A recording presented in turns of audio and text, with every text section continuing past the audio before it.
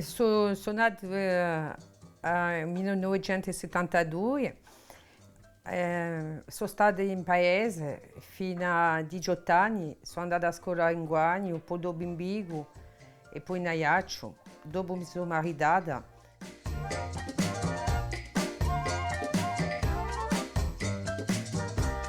I più bei ricordi di Mezzideline è quando andavamo a cogliere castagne, a fare gioco con mamma e babbo. Erano i più belli, c'erano tutti insieme e poi era più bella. Con tutti gli amici a giocare dritta a manca, era più bella. Non avevamo mica troppo, ma era più bella. Ora i giovani ne hanno e poi ne approfittano manco. Noi ne avevamo mica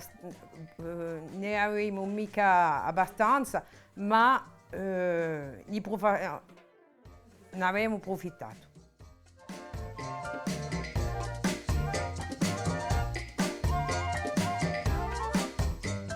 Vabbè, non c'è più unità, tutto il mondo è disperso dritta a manca, non si vede più nimo, poi tutto ognuno sta al suo guadagno e poi non si vede più nimo. E zidere un po' l'estate, ma manco zidere, bene non più che un mese, non c'è più nimo.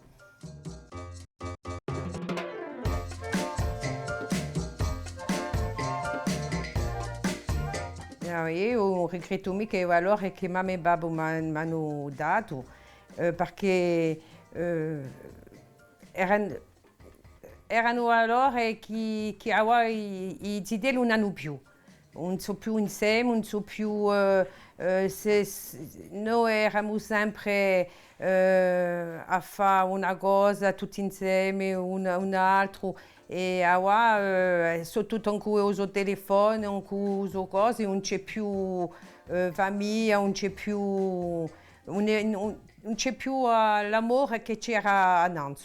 Tutto il mondo passa a ele, non pensa più ai vicini, non pensa più a dare un colpo di mano dritta, manca. Per me era così.